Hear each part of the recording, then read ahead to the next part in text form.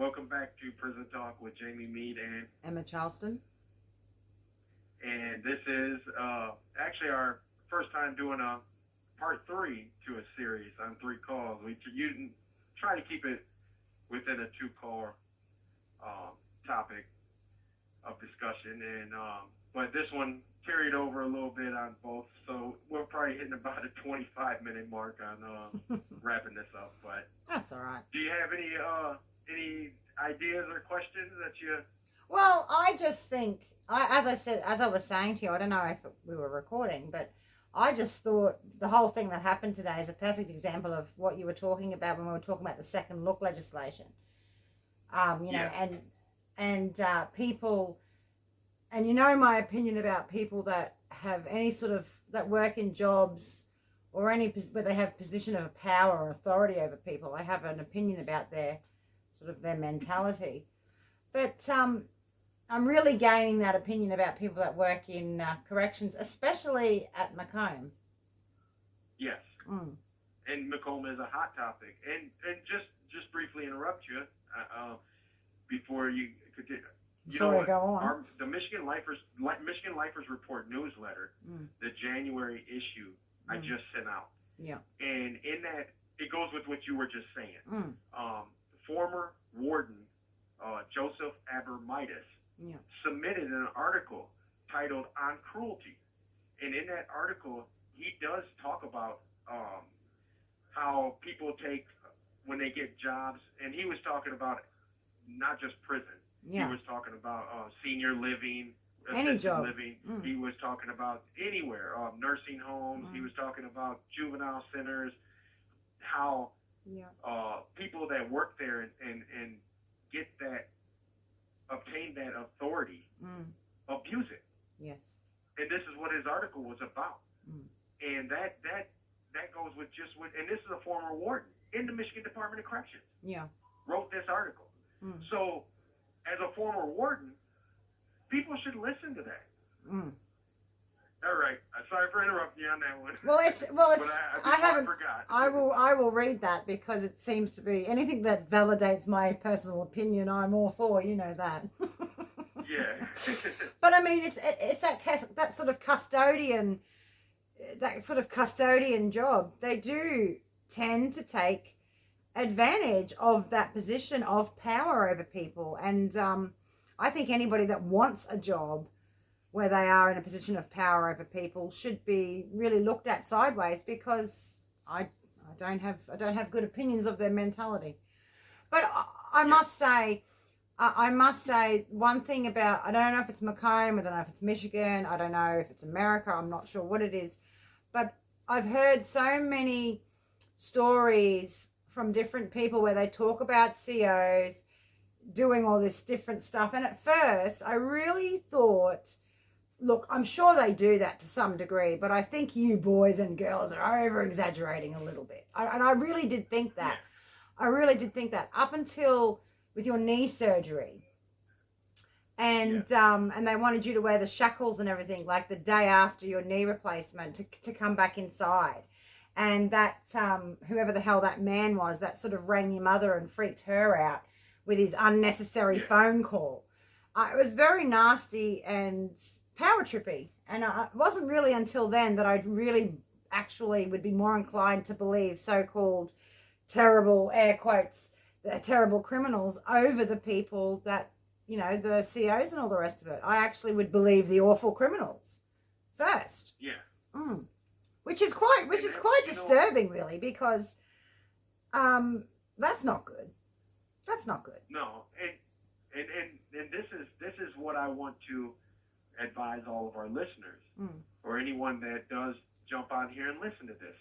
I think you need to start calling your state senator, your state representative, and request that a formal investigation from the judiciary or corrections committees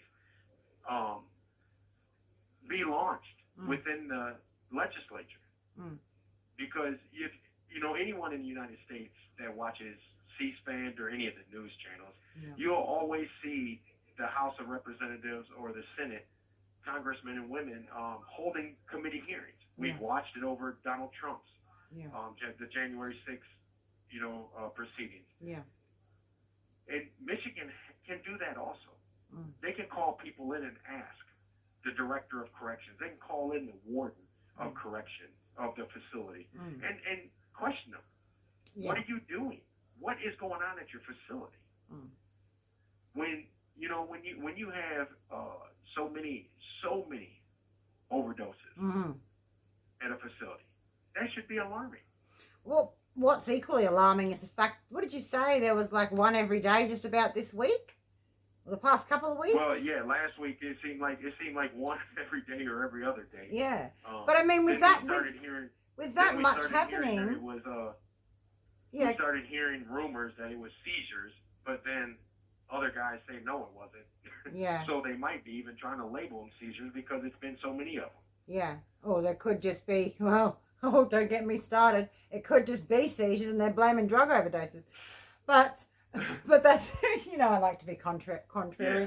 But that's just what I mean. Like, after hearing about it, because a word that I heard before I actually spoke to you this morning was somebody in your unit had an overdose, is what I heard. And they had to start performing CPR, and you guys, that's the story I heard. So I thought, it's just a lockdown, till things get sorted. Yeah. But then when I found out that they're, raiding your room and somebody else's room, people that they know aren't involved in that sort of stuff, what are they doing? Why are they doing, what are they, like, they can't even make excuses up that are believable to somebody like me on the other side of the world that knows very little about the whole situation. Like, even I can tell. Yeah. Even I can tell they're not even trying to hide it. That's why people should. No. That's why people should call in because they're taking everyone for clowns. Yeah, they really are. That's what they're doing. They're taking every citizen in the state of Michigan as a clown. Yeah. They're saying, we know best. Don't look at our left hand. Just look at our right hand. Well, not only that, they're saying, not only that, Jamie, they're saying, here, check out this thing in our right hand, and we know that you're pretty stupid and you're not even going to notice it. But that's literally what they're doing. Really. Yeah. Especially when you've got birds with backpacks bringing drugs into prisons. I mean, come on. Who believes that? Come on. I mean, that's a good trainer, ain't it? You train a bird to do that, to wear a backpack. I am sure you could do that. But I mean, that's like, come on, please. Who believes that? I haven't even seen a pigeon. I don't know how many years. I haven't even seen a pigeon. That's because you're not hanging around with the right people. Once in a while. Well, you got to watch out for those pigeons with backpacks. They're probably in camo as well. I mean, it's just ridiculous. Yeah. I mean, and I know it's really easy for me to say that because I'm so far removed from it. But it's because I'm so far removed from it that I can see it and say it. You know what I mean? It's ridiculous. Yeah. And that's why people should, with your medication, people made phone calls and rang up, and all of a sudden, 15 minutes later, you've got what you need.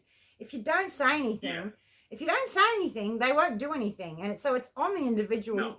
It's on the individual on the outside with loved ones, inside family members and friends or whatever, to do something, because they will do it only if you do something. It's ridiculous. Yeah. And that's what, going back to that second look legislation, if that is passed, and there's a stipulation in there, you can't file for resentencing until after 5 years. I mean, 5 years ticket free. Yeah. Misconduct free. Then staff can actually start giving write people you a tickets. fraudulent, a lie on a ticket and stop you from ever filing for resentencing. And I have no doubt that there are some that would do that. No doubt. Oh yeah, absolutely.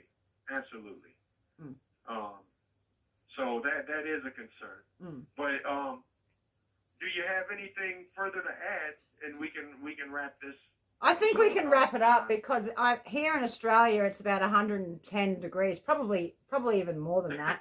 And I'm getting myself worked up, and I'm going to start ranting about that. So it's probably best if we leave it there. Yeah. Yeah. And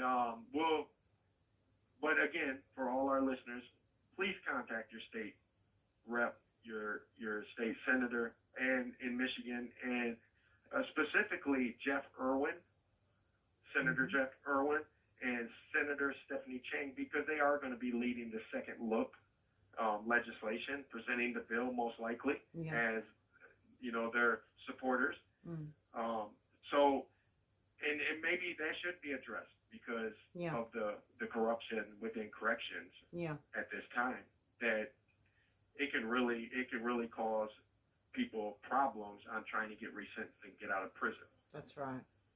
And sooner or later, just like Ken Sue, we was talking about him. Look at both of us. Ken Sue has such a strong claim of innocence that people around the world are calling him innocent, and the governor won't let him go. The innocence project in Michigan, or the Innocence Clinic in the Attorney General's office, actually wrote reports saying he was innocent. So and so are we being look at me, 30 years on aiding and abetting where the person only had 12 years? Are we being held because we're politically active? Are we being kept in prison because we're politically active? These are questions that's going to start being raised because she just commuted sentences of a woman serving life without parole after 15 years. So, she probably had a better sob story than you. I shouldn't say that. I shouldn't say that. That's probably petty. But that's the sort of things that I think. Yes.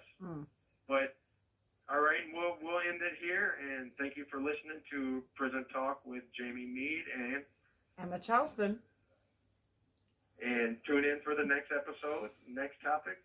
Whatever that may be. Yeah. We'll come up with it sooner or later. Bye. Talk to you later.